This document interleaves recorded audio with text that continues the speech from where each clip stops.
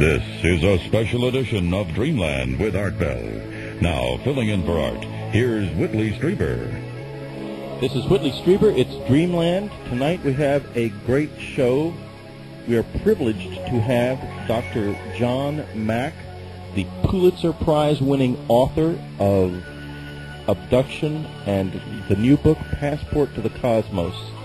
Dr. Mack is a professor of psychiatry at Harvard Medical School, founding director of the Program for Extraordinary Experience Research, and, in my opinion, now the world's leading authority on alien abductions. You will find out things from him and from his incredible new book tonight that you did not know before, that are going to make you realize that this is something worth thinking about very, very hard. You know, after I wrote Communion, I experienced what it was like to be a pariah and a national laughingstock. I had the experience of going on the Larry King show, sitting 2 feet away from Larry, and having him laugh in my face. I could smell his breath in front of his 2 million listeners, or watchers, I should say. It was hideous. It was agony. Then Dr. John Mack, M.D., Harvard professor, Pulitzer Prize winner, suddenly did something so extraordinary and so brave, it changed my life, Bud Hopkins' life, and the life of everyone who had ever had a close encounter and experience and was agonizing over it in one way or another. The derision ended. People began to take another look at this. They began to say, hey, maybe there's something in it.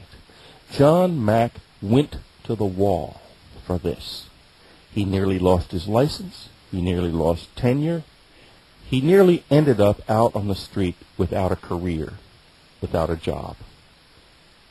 All on behalf of the fact that there is something extraordinary about the abduction experience. Tonight, we're going to have a conversation with a real hero, a hero of science, an American hero. When we come back, my hero, Dr. John Mack. This is Whitley Strieber. It's Dreamland.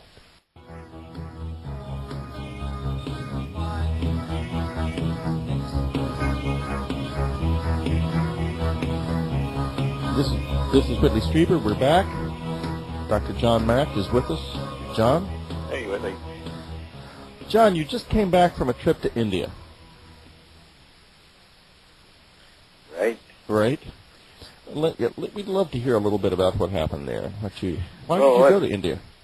What happened was that a group called Synthesis put together a delegation of about 30 people with 70 supporters of that delegation at the invitation of the Dalai Lama to take a look at where we're going in the future, what can be done to address some of the conflicts in the world, some of the suffering that's going on, and every field was represented there, economics, politics, science, medicine, the media, education. And we spent several days, and His Holiness was deeply involved in this, and rarely that he gives that much time. And most of us were inspired to take back a kind of wisdom that we always receive when we meet with him, because on the one hand, he has such a complicated job being both the spiritual as well as the political head of the Tibetan people in their time of crisis. At the same time, he's a simple, loving human being without an attitude of vengeance and a great caring and very inspiring. And I think what we were able to bring was a sense that there are people in all these major fields who are with him in his values and ideals and with the Tibetan people. And this was an extraordinary time. Why were you particularly invited? Well, I knew the organizers well because we had worked together on something called the Parliament of World Religions in the summer of 1993. Brian Muldoon and Barbara Bernstein were the chief organizers, and they were particularly interested in people that were doing work that was on a kind of edge, whatever their field might be, questioning the economic system and economics, and in my situation, questioning really philosophical questioning of reality, questioning of what is the nature of the universe. They Yes. are very familiar with the work I've done with people who've had these extraordinary experiences, and they felt that that was an important area of possible transformation and change. Was the Dalai Lama aware of the nature of your work? Yeah, because we had met with him in 1992. He's had an interest in this all along, and he sees this as an area that could mean something in terms of Western consciousness, and for the Tibetan people, or for Tibetan philosophy and religion, the universe is filled with beings of all kinds, some of whom can manifest in the physical world. So this is not an extraordinary matter for them, but the fact that this is gaining attention in the West is an extraordinary matter. So that was particularly what's been interesting to him, and how this can open up Western thinking to appreciate a much different kind of universe. Well, it certainly is extraordinary to me, because I have, as you know, had experiences with beings that could be both physical and not physical. And being from a Western background, I was pretty surprised to discover that actually was real. So the problem we have in our philosophy in the West is we have a very vastly oversimplified notion of reality. Either it's literally physical, just like everything around us that you can touch and feel and smell, or it's in the realm of the imagination and then not materially real, but something that is in some senses not there physically, or comes from another dimension and we don't know where, and then manifests in the physical world. We don't have any place for that in the philosophy that has grown up in the last several centuries in the West, but that's not true in Tibetan culture or any of the philosophies and religions of the Far East.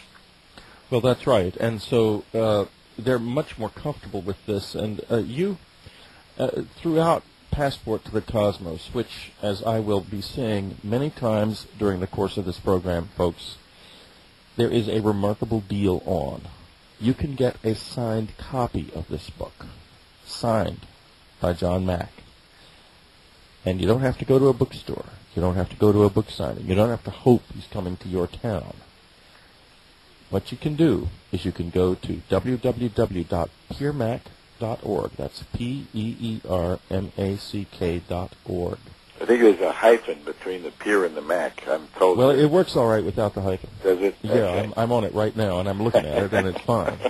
But you can do it with a hyphen too, if you'd like. And have it go well to, drilled by my supporters at home. right. Go to Peer Purchases. Click on Peer Purchases, and you can get this book. And the price for a signed copy is an amazing $20. That's $4 off the regular bookstore price for a signed copy of Passport to the Cosmos. And let me tell you, I have read this book cover to cover. You know as well as I do that I don't read every book that we talk about on this show cover to cover. I read every word of this. It is awesome. Do not assume that it is a sequel to Abduction. It is far beyond that. John Mack has made a major breakthrough. Let's go on now, talking a little bit more about that breakthrough. One of the things that's so